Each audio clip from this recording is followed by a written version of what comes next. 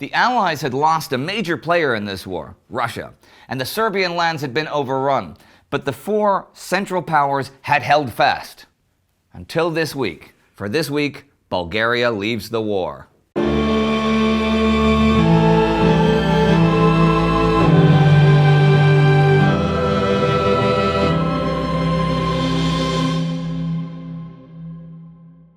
I'm Indy Neidell. Welcome to the Great War. Last week, the Allied routes on the Palestine and Macedonian fronts continued, while on the Western Front, two new offensives, a British one and a Franco-American one, also began. And this week, two more Allied Western Front offensives began.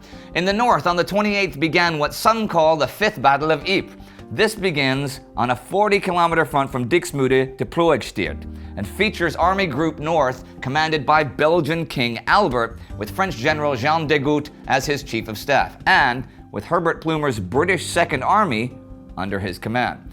The plan was to head east from Ypres, cross the salient, and take the Passchendaele Ridge. It was 10 British divisions, 6 French, and 9 Belgian.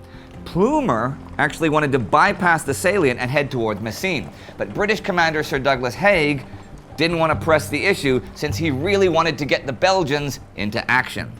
Anyhow, Plumer did not do a preliminary barrage to try and maintain surprise, though he was only somewhat successful. The troops attacked over the same old terrain as last year, in the rain and with no tanks, but the German defense was not what it had been last year. On the 28th, the Allies advanced as far as 13 kilometers in places, overran the salient, and took most of the ridge.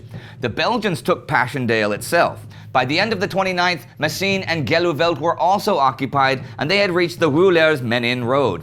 By then, though, with the rain and the mud again turning the land into a swamp, it was nearly impossible to bring up supplies, and the offensive was halted for the time being on the 2nd. That was the third of 4 offensives that had all begun within a few days of each other. 3 of those 4 lost momentum, but not the 4th, the attack on Saint-Quentin Canal by the British Fourth Army. This was against a formidable German defense, the center of the Hindenburg Line. The canal was 11 meters wide, with water and mud 2 to 3 meters deep, but it was also filled with barbed wire, and the perpendicular banks had walls 3 meters high, so tanks could not cross it. Concrete machine gun posts on the east bank protected it, as well as continuous trenches, and it was the center of the great defense-in-depth system. However, the Canadians had captured defense plans back on August 8th, which showed artillery, supply dumps, dugouts, everything. And though the defense system was strong, it was relatively old, and a lot of it was outdated or deteriorating. But even with an enormous 3-day artillery barrage beforehand, the attack on the 29th did not initially go that well, and the attackers did not even have a great numerical superiority. It was 2 Australian and 2 American divisions, and a lot of tanks which attacked across 2 tunnels in the canal. On the left, they did not make it to the Hindenburg Line. The center made a bit more progress. However, British General Henry Rawlinson had insisted, over General John Monash's objections, on a crossing of the actual canal itself by the North Midland 46th Division on the right flank. Their barrage took care of the barbed wire and broke the canal banks, and by 8:30 a.m. they had crossed the canal and taken an intact bridge. They took the main enemy positions and continued until the 32nd Division could leapfrog them late in the day. This was a major, major feat. John Terrains calls it one of the outstanding feats of arms of the war. The Hindenburg Line had been broken in a stretch well over a dozen kilometers. The British would widen the gap as the week went on, and only the Beaurevoir Line, the third and final line of the whole system, remained in enemy hands. David Stevenson writes that British intelligence reported October 1st that the German divisions recently engaged were 12 in Flanders, 23 in Champagne and the Argonne, and 32 opposite Cambrai. It was in that center where the largest attacks were coming. On the 30th, the Germans torched Cambrai. French General Charles Mangin advanced on the Vesle and the Aisne. The next day, the Germans fell back from the Rheme-Aisne plateau. The day after that, they withdrew north and south of La Bassée Canal, and the British took Armentières. Mangin had reached the Ailette, and at the end of the week, far to the north, the German big guns were being removed from the Flanders coast. But the German army was not nearly defeated, and by the 29th, the Americans had been stopped in the Argonne, partly by the Germans, who had brought in 6 divisions of reinforcements in a couple of days, and partly by total chaos in their own supply and communication lines. They had reached the Kriemhilde Stellung, the strongest German defensive line there, but had not yet taken it, and congestion was so bad that when French Prime Minister Georges Clemenceau went to recently captured Montfaucon, his path was blocked by American trucks, whose drivers told him they'd been stuck in traffic for 2 solid days. At the end of the week, after reorganizing their supply lines, the Americans attacked Kriemhilde Stellung the 4th. They had a big numerical advantage, but this is a hard place to attack, and they did not reach their targets. The Germans very well knew how strategically important this area was. A World Undone says that OHL, German High Command, considered it the corner pillar of the Western Front, and since it had been reinforced, it would be a tough nut to crack, though they were trying in the face of devastating machine gun fire. And a small advanced American force in the Argonne was cut off and surrounded, but more on them next week. Anyhow, one nut the Allies had completely broken open was the Macedonian front. After being routed the past 2 weeks, a second Bulgarian request for an armistice is accepted by Desperate Frankie, General Franchet Desperate, commander of the Allied Army of the Orient. It is signed the 29th, and Bulgaria's war is over.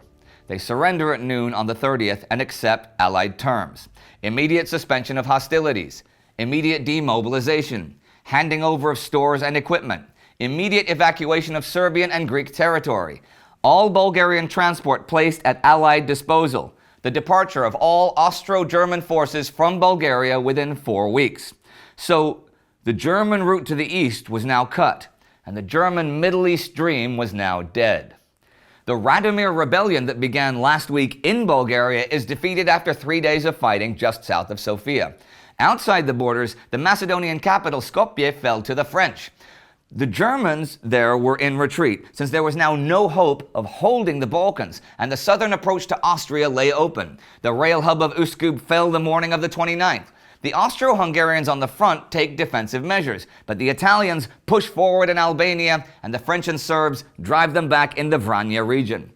By the week's end, Tsar Ferdinand of Bulgaria has abdicated and has been succeeded by his son Boris. Interestingly enough, Alexander Stambolisky, who led the Radomir rebellion, will be Boris's prime minister next year. But the Macedonian front was not the only Central Powers front that had been collapsing. In Palestine on the 28th, the British cross the upper Jordan River and meet up with the forces of the Arab Revolt near Daraa. On the 30th, British General Edmund Allenby's cavalry, after riding over 600 kilometers in 12 days, had arrived at Damascus. The 3rd Light Horse Brigade from Western Australia entered the city, and the Turks finally stopped firing their weapons. Hundreds of years of Ottoman rule there was at an end.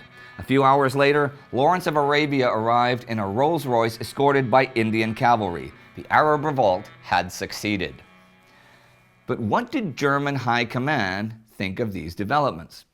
Well, on the evening of September 28th, German Quartermaster General Erich Ludendorff had told Chief of Staff Paul von Hindenburg that they had to seek an armistice. The next day, with Bulgaria out of the war, they went to the Kaiser and said that the war could not continue. One big problem, though, is that American President Woodrow Wilson will not negotiate with the Kaiser or the German military. Grasping not only the nettle of military defeat, but also that of political democratization, the Kaiser signed a proclamation establishing a parliamentary regime. In the space of a single day, Germany's militarism and autocracy were all but over. Well, Martin Gilbert says that. But G.J. Meyer fleshes it out a bit more in A World Undone. See, German Foreign Minister Paul von Hinze had suggested a revolution from above, a change of the German political system to show that Germany would have democratic leadership and it would be done by, not in spite of, the Kaiser, right? What it involved was giving representatives from the Reichstag cabinet posts. Okay, this might not sound so radical, but to the German conservatives, it was an enormous violation of tradition. Chancellor Georg von Hertling even resigned rather than accept this, but Kaiser Wilhelm signed it. His signature was the strongest imaginable evidence of how desperate the German leaders now understood their situation to be. It was also, sadly, a way of maneuvering the liberals and socialists in the Reichstag into taking a share of the blame for the disaster that was unfolding. Also, Ludendorff was pretty worried that his army was infected by socialist ideas, and there was indeed great political agitation at home in Germany, especially by the Spartacists who demanded an end of the monarchy and a socialist republic. But the First German Revolution did in fact take place on October 2nd, though not in the streets and not as a socialist revolution. It was in the council chamber, and Prince Max von Baden, second cousin to the Kaiser, became the new chancellor. He had two conditions for this. In future, only the Reichstag could declare war or peace, and any control the Kaiser still had over the army or the navy must be ceded at once. Thing is, the choice of Max as chancellor kind of had the Allies thinking it was more of the same, since he was of a noble house and he was a relative of the Kaiser's. Hindenburg and Ludendorff now went to Max and told him what they'd told the Kaiser, that they needed an immediate truce. But Max disagreed. See, he thought that even with the military setbacks, the army could hold out for many months still, and he didn't want to start negotiations with his position already basically surrendered. Hindenburg said, "You are very much mistaken," and Max said, "Okay, if things are so bad, just raise the white flag in the field." Max thought that too quick an armistice would result in the loss of Alsace-Lorraine and the Polish parts of East Prussia under Woodrow Wilson's 14 points. Hindenburg said that while losing Alsace-Lorraine was okay, losing any territory in the East was verboten. You may think from that the Chancellor had actually read the 14 points and Hindenburg had not. I don't actually know, but you may be right. So, at the end of the week, and with Austrian support, Max telegraphed Washington requesting an armistice. And what a week it was, with Damascus falling, Bulgaria leaving the war, and 4 Allied offensives in progress on the Western Front, one of them breaking the mighty Hindenburg Line. Ludendorff famously said on the 30th, "We cannot fight against the whole world." Also, he had written a letter to Berlin stating that the collapse of the Macedonian front and the impossibility of making up the enormous losses in the West made an immediate armistice necessary. Hindenburg had signed it too. Ludendorff ended the letter with this: "Every day lost cost thousands of brave soldiers' lives." That sentence could have been written about any of the past 1,527 days of this war. If you'd like to learn more about Bulgaria before the war, you can click here for our Bulgaria special episode from back in the day. Our Patreon supporter of the week is Eric Finkemeyer. Your support on Patreon kept this show on the air over the past couple of years, and we are eternally grateful for this. So consider supporting us on Patreon at patreon.com/thegreatwar, and do not forget to subscribe. See you next time.